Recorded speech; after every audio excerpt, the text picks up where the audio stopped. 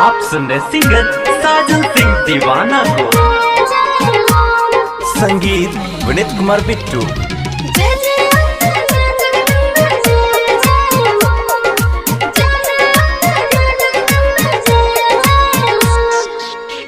कमल के फूलवा बिछवलू बेली फूल गोरथारी हे।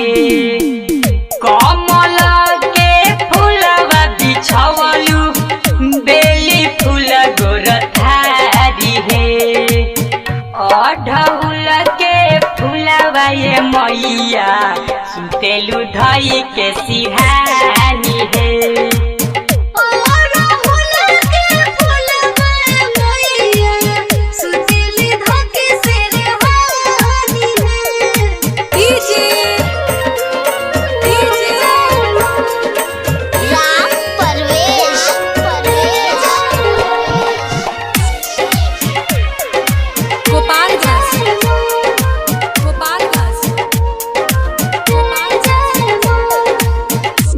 झूर डोला तारे निमी के पतैया शीतल बेयार माई बहे पुरवैया।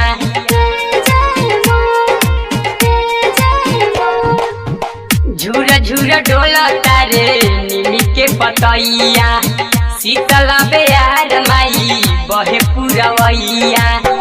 बगले में बैठी के बाघावा करे रखवा रहे। अढ़उल के फूलवा ये मैया सुतेलू धई के सिरहानी हे।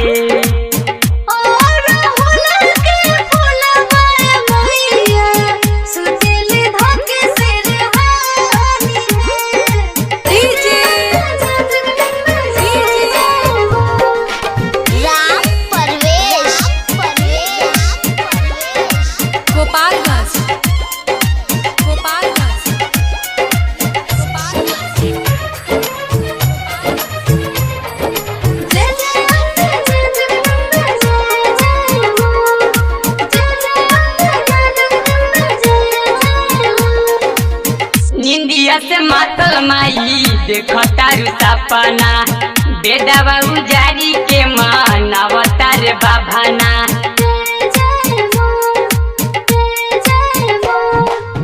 निंदिया से मातल माई देखो तारू सपना बेदावा उजारी के मानवतार बाभाना। लागतारू हुई से जैसे बारू तू महारानी हो। अढ़उल के फूलवा ये मैया सुतेलू धई के सिरहानी हे।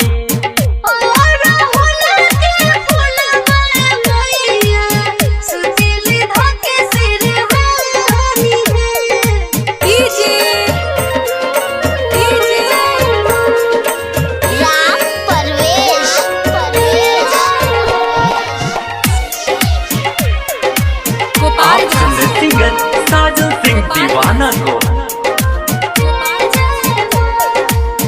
दीह जाके दर्शन पहिले होते भी नुसार हो। जे पियो मैनेजर जहाँ धैले बार ध्यान हो।